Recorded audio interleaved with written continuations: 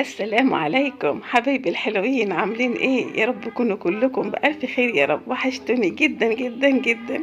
بعتذر طبعا عن نزول الفيديو. عايزه اقول لكم ان انا كنت مسجله عليه، بس قلت لا اسجل من اول وجديد عشان اعتذر لكم عن عدم نزول الفيديو، عشان النت عملها وقطع. معلش بقى حقكم عليا. الحمد لله النت جه، وبسجل لكم من اول وجديد تاني على الفيديو. النهارده ان شاء الله فيديو حلو كده وبسيط وخفيف، ان شاء الله يعجبكم. بس قبل ما نبدأ الفيديو نشوف هنعمل ايه. هنصلي على سيدنا محمد زي ما اتعودنا ونذكر الله يا بنات. ألا بذكر الله تطمئن القلوب. ولو انت بقى اول مرة تشوفوا قناتي، يا ريت كده تنزلي القناة وتشوفيها. لو ما عجبك المحتوى بتاعها نوريني بالاشتراك، وهيبقى شرف ليا وجودك معايا في القناة. واهلا وسهلا بكل اللي دخل قناتي جديد. نورتوني وشرفتوني، واهلا وسهلا بكل حبايبي اللي موجودين معايا في القناة. ربنا يا رب يخليكم ليا ويديمكم نعمة في حياتي، اللهم امين يا رب العالمين. الفيديو ده لحبيبتي اللي طلبت مني مخلل القرنبيط. النهارده هنعمله بطريقه سهله جدا جدا، وهقول لك يقعد معاكي يعني لغايه رمضان وبعد رمضان ازاي. في كده تكايه كده هقول لك عليها، عملته السنه اللي فاتت في القناه برضو وقعد معايا والله سنه. عايزه اقول لك بقى كان حبه كده مخلل القرنبيط تحفه تحفه. هيفضل معاكي الاخر حته مقرمشه ومش هيجرى له ابدا ابدا حاجه. طبعا هجيب القرنبيط كده ويكون حلو كده، يعني الوردة بتاعته بيضة وجميلة. طبعا انا طلعت القرنبيطة اللي كانت عندي في التلاجة، وكنت جايبة قرنبيطتين، فخدت اللي هي في التلاجة وخدت كمان واحدة منها من الجديدة، وهخليلهم معاكي ان شاء الله. معلش حقك عليا، اتأخرت عليكي معلش. طبعا القرنبيط كان غالي فاستنيت شوية يعني لغاية ما بقى ايه في متناول الجميع. بقى كده هاتيلك واحدة واتنين زي ما تحبي. القرنبيط ده طبعا اول حاجة في المخللات بتتاكل وتخلص، حلو جدا وخفيف كده كلنا بنحبه. فهاتي لك واحده كده او اتنين زي ما تحبي، يعني على حسب المكان اللي عندك وعلى حسب انتي بتحبيه ولا لا. احنا طبعا بنحبه جدا جدا. طبعا هخلي القرنبيطتين دول، وان شاء الله هجيب تاني باذن الله. يعني هم دول يا دوبك كده على قد البرطمان اللي عندي، وان شاء الله هجيب برطمان كمان، وهجيب برضو قرنبيطتين تاني لان احنا بنحبه جدا جدا. رمضان ده ما شاء الله انا عملت زيتون، وعملت فاصوليا خضراء، وعملت فلفل وليمون ما شاء الله. ولسه ان شاء الله هعمل معاكم الحلقه الجايه باذن الله، الفيديو الجاي هعمل معاكم الليمون المعصفر. فلو حابه تعملي الليمون المعصفر جهزيه وانتظري مني فيديو باذن الله تعالى. هنخلله برده زي ما اتعودتم مني بمنتهى السهوله والبساطه. عاملين ايه يا بنات؟ طمنوني عليكم، عاملين ايه في الجو الصعب ده؟ احنا عندنا هنا برد ورعد ومطر ما شاء الله. يعني ايه، ادعوا كده يا بنات كتير، ادعوا كده في صلاح الحال، وربنا يرخص قوت المسلمين ويرفع عننا الوباء والغلا، اللهم امين يا رب العالمين. ادعوا لاولادكم وحبايبكم، ادعوا كده ربنا يفرجها علينا. وما تنسوش اختكم في الدعاء، ادعوا لي كده وادعوا لاولادي، ربنا يصلح حال اولادنا جميعا يا رب وينجحهم، اللهم امين. اليومين دول بقى امتحانات. النهارده كان اول يوم امتحان لندى في سنه 6 شهاده يا ناس. يعني بصوا بقى اخر العنقود بقى وقلقانه عليها والله. والصبح بقيت تقول لي ادعي لي يا ماما، ادعي لي يا ماما انجح. قلت لها ان شاء الله يا حبيبتي ربنا ينجحك انت وكل اصحابك وكل اولادنا، اللهم امين يا رب العالمين. اولادنا دول مظلومين والله. انا عايزه اقول لكم ندى نازله الصبح والمطر، بصوا يعني ما شاء الله كان صعب جدا جدا.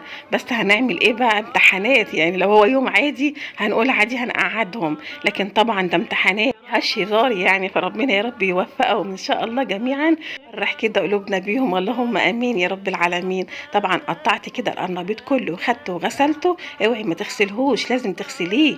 وجبت كده البرطمان وحطيته كمان عشان ما ياخدش معاكم ايه وقت وتزهقوا. وجبت كمان برطمان كده صغير برضو، حطيت بقيه القرنبيطتين. ما شاء الله القرنبيطتين دول خدوا البرطمان الكبير ده والصغير. تمام تمام. يلا بينا بقى نعمل المحلول كده. ايه الملح بتاعه؟ انا جبت كيس الملح ده. الملح ده يا بنات خشن.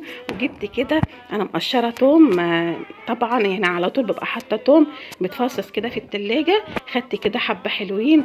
وكمان الحاجه اللي انت هتحطيها وهتحافظ عليها سنه كمان والله بجد انا عملته عن تجربه، هو ملح الليمون. ملح الليمون يا بنات بيتحط على الحاجات زي الفاصوليا الخضراء كده اللي انا عملتها حطيت عليها، وكمان الخيار، وكمان القرنبيط القرنبيط تمام، والكرنب واللفت كمان ممكن تحط عليه ملح الليمون. حلو جدا يا بنات، جربوها ان شاء الله وهتعجبكم.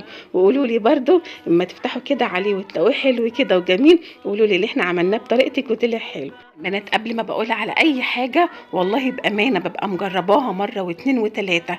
فانا جربت القرنبيط بالطريقه دي، ملح الليمون والثوم على الوش. خلي بالكم والله بيقعد سنه، قعد معايا سنه بالظبط ما شاء الله. فحطيت كده هنا حبه ثوم محترمين كده حوالي راس، وهناك كمان حطيت كده يجي نص برده راس ثوم. وهبتدي بقى اعمل معاكم ايه الملح. بس قبل ما اعمل الميه بالملح حطيت هنا معلقه ملح ليمون على البرطمان الكبير ده، وهحط نص معلقه على البرطمان الصغير ده.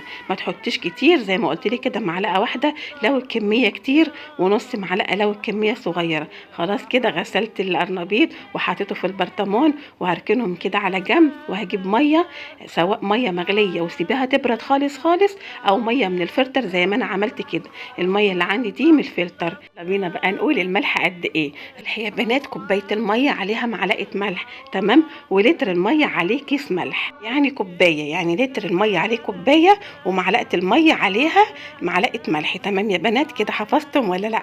يبقى لتر الميه عليه كوبايه ملح، وكوبايه الميه عليها معلقه ملح. كده حفظتم ان شاء الله. هكتب لكم برضو الملح قد ايه في صندوق الوصف. تمام تمام. هحط كده الملح وهقلبه كده. حاولي كده انك تدوبي الملح على قد ما تقدري. وهنجرب برضو البيضه مع بعض.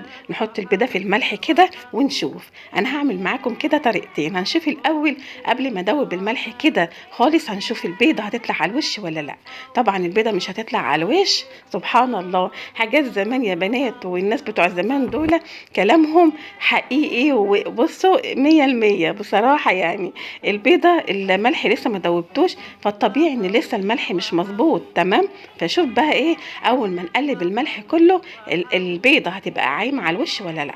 طبعا البيضه دي انا غسلاها. هنحط كده البيضه، بصوا سبحان الله البيضه عامت على الوش، يعني كده الملح مظبوط. انا كنت الاول بقول ايه، لا البيضه دي مش حقيقيه خالص، وموضوع البيضه دي لا احنا ندوق الملح وخلاص. لا يا بنات بجد طلعت حقيقه، وطلعت كده بركه كده. الناس الكبار اللي بيقولوا عليها بصراحه كلامهم تاخديه كده بثقه و100% ونفذيه. ربنا يا رب كده يديمهم كده نعمه في حياتنا، اللهم امين يا رب العالمين. خلصت كده محلول الملح بتاعي، وهحط بقى في البرطمان الكبير والصغير. مفيش اسهل من كده يا بنات ما شاء الله، من المخللات اللي ما بتاخدش معاكي وقت خالص خالص. واي مخلل مش هياخد معاكي وقت، هو عباره عن ايه، ميه وملح، وكمان نظافه انت اللي عاملاه بايديكي في البيت. ما شاء الله بتوفري حاجه كده من الاخر زي ما بيقولوا. بصوا اهو هركنه كده على جنب، وهجيب البرطمان التاني برضو هحط الميه. والقرنبيطه دي انا خليتها عشان اعملها ايه، محمره كده في يوم مع بطاطس مسلوقه، مع مخلل كده قوطه بالثوم، اي حاجه يا بنات مع القرنبيط. يعني حاولي كده انك ايه تقضي اليومين الصعبين دول. الحلو ده القرنبيط حلو، والبطاطس المحمره والمسقعه والحاجات الحلوه دي، حبه كشري كده بعص اصفر، وبيض كده اللي بيقولوا عليه مدحرج، او مخلل مثلا قوطه كده وتفتحيها وتخلليها بالثوم، وهيبقى يوم جميل جدا جدا، واكله حلوه جدا جدا باذن الله تعالى عشان من ايديك الحلوين. خلاص كده خللت القرنبيط، وكمان عملت لفت، واللفت عملته معاكم في القناه، لو عايزينه انزلوا كده هتلاقوه موجود قريب مش بعيد. برضو عملت معاكم اللفت لشهر رمضان بطريقه سهله، وعملت معاكم الزيتون والفاصوليا الخضراء والليمون برضو بطريقه حلوه وسهله جدا جدا زي ما اتعودتم معايا. وده كان فيديو النهارده يا بنات. يا رب يا رب يكون عجبكم، واكون كده ضيفه خفيفه على قلوبكم. وان شاء الله ان شاء الله باذن الله تعالى زي ما قلت لكم الفيديو الجاي هنعمل مع بعض الليمون المعصفر. لو عايزه بقى حضريه وخليه عندك، واول ما تسمعي الفيديو على طول شوفيه. بنات الفيديو بتاعنا خلص، وان شاء الله ان شاء الله اشوفكم فيديوهات حلوه كتيره باذن الله تعالى باجواء رمضان. والسلام عليكم ورحمه الله وبركاته.